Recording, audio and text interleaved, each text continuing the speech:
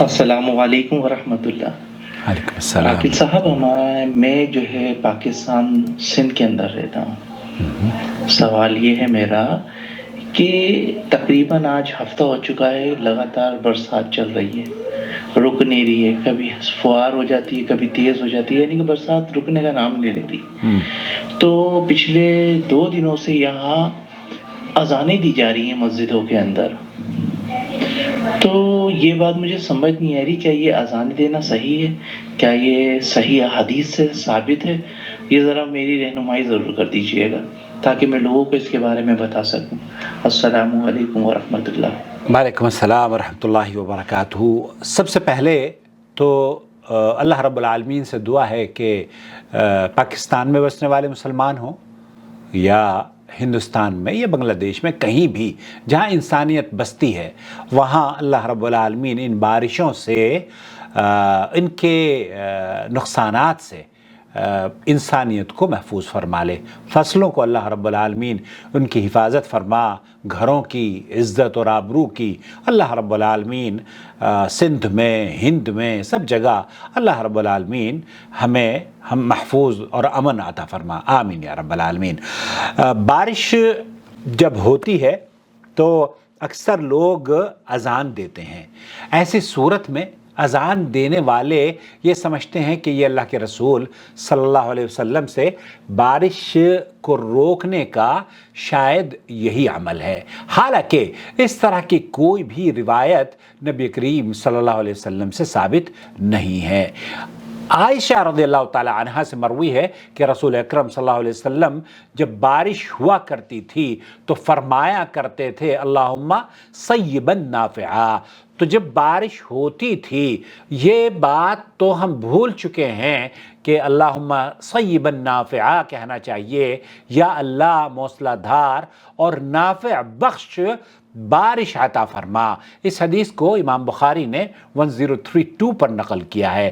اسی طریقے سے اللہم صیبا ہنیا، اس طرح کے بھی الفاظ ہیں کہ اللہ کے رسول صلی اللہ علیہ وسلم نے یہ الفاظ کہے، یا اللہ موصلہ دھار اور برکت والی بارش عطا فرما۔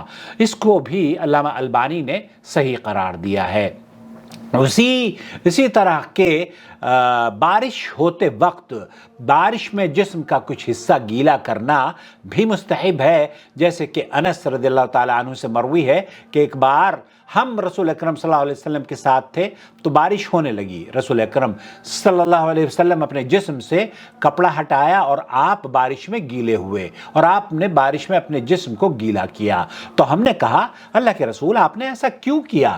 تو آپ صلی اللہ علیہ وسلم نے فرمایا یہ اپنے پروردگار کے پاس سے آئی ہے، یہ اپنے رب کے پاس سے آئی ہے۔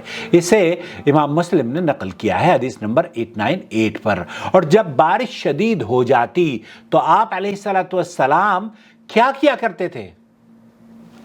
اذان نہیں دیا کرتے تھے، بلکہ اللہ کے رسول صلی اللہ علیہ وسلم، صحیح بخاری کی حدیث ہے 1014، اللہم حوالینا ولا علینا، یا اللہ ہماری بجائے ہمارے ارد گرد بارش فرما، یا اللہ ٹیلوں، پہاڑیوں، وادیوں اور درختوں کے اگنے کی جگہ بارش نازل فرما۔ تو اس طرح کے الفاظ تو نبی کریم صلی اللہ علیہ وسلم سے ثابت ہیں، البتہ یہ اذان دینے کی جو روایت ہے یہ کسی بھی صحیح حدیث سے ثابت نہیں ہے۔ نبی کریم صلی اللہ علیہ وسلم حضرت سہل بن سعد رضی اللہ تعالیٰ عنہ سے مرفوعا منقول ہے، کہتے ہیں کہ نبی کریم صلی اللہ علیہ وسلم نے فرمایا 2 قسم کی دعائیں مسترد نہیں ہوتی، اذان کے وقت دعا کی جائے اور بارش کے نیچے دعا کی جائے۔ اس روایت کو حاکم نے مستدرک میں حدیث نمبر 2534 پر،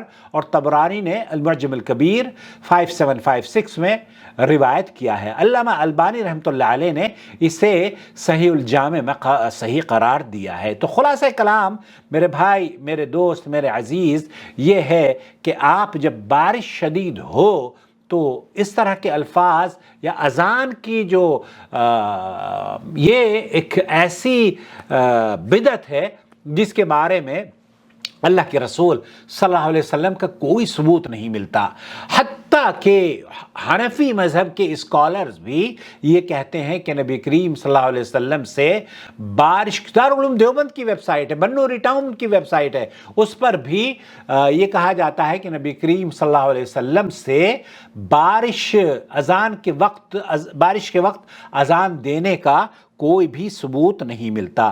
تو جب اذان دینے کا کوئی ثبوت نہیں ملتا اور بغیر ثبوت کے کوئی عمل کرتا ہے تو اس کا صریح حکم اللہ کے رسول صلی اللہ علیہ وسلم کی حدیث میں بخاری اور مسلم میں موجود ہے کہ من عمل عملا لیس علیہ امرنا فہو رد۔ اگر کوئی کام ایسا کوئی بھی شخص کرتا ہے جس پر ہمارا حکم نہیں ہے تو وہ کیا ہے؟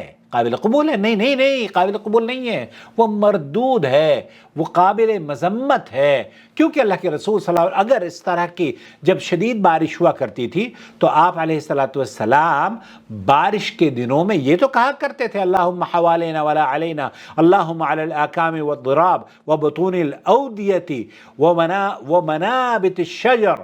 تو اللہ کے رسول صلی اللہ علیہ وسلم سے اس طرح کے تو الفاظ موجود ہیں کہ آپ اللہم حوالینہ ولا علینا، یا اللہ ہمارے بجائے ہماری وادیوں کو باہر بارش فرما، کھیتوں میں بارش، ٹیلوں میں بارش، وادیوں میں بارش ہو۔ لیکن اللہ کے رسول صلی اللہ علیہ وسلم نے اپنے صحابہ کو یہ حکم نہیں دیا کہ جب بارش ہو تو پھر آپ اذان دیں، بلکہ شیخ عبدالعزیز ابن باز رحمۃ اللہ علیہ فرماتے ہیں کہ یہ اذان کا جو موقع ہے، اذان دینے کی جو صحیح جگہ ہے وہ ہے اذان نماز کے لیے دی جائے، اذان نماز کے لیے دی جاتی ہے۔ تو اس لیے اذان کے علاوہ جو نماز کے علاوہ اذان کے اور کئی طرح کے اماکن یا مواقع لوگوں نے بنا لیے ہیں، ان کی اگر کوئی دلیل ہوتی تو علماء دیوبند بھی اس کو بیان کرتے ہیں۔ علماء دیوبند بھی کہتے ہیں کہ اللہ کے رسول صلی اللہ علیہ وسلم سے بارش کے دنوں میں یہ ثابت نہیں ہے کہ اللہ کے رسول صلی اللہ علیہ وسلم نے کثرت سے اذان دلوائی ہو۔ بعض روایات میں آتا ہے کہ جب جن کے اثرات ظاہر ہوں تو جنوں کو بھگانے کے لیے اذان دی جا سکتی ہے۔ اس حدیث کے بارے میں بھی شیخ صالح الفوزان نے فرمایا کہ علماء کا اس پر عمل پر اتفاق ہے اور علماء اس پر عمل بھی کرتے ہیں، لیکن حدیث کی صحت کے بارے میں مجھے علم نہیں ہے۔ واللہ تعالی عالم، وصلی اللہ علی نبینا محمد وعلی آلہ وصحبہ اجمعین، والسلام علیکم ورحمۃ اللہ وبرکاتہ۔ وما أرسلنا من قبلك إلا رجالا نوحي إليهم فاسألوا أهل الذكر إن كنتم لا تعلمون بالبينات والزبر وأنزلنا إليك الذكر لتبين للناس ما نزل إليهم ولعلهم يتفكرون أفأمن الذين مكروا السيئات أن يخسف الله بهم الأرض أو يأتيهم العذاب من حيث لا يشعرون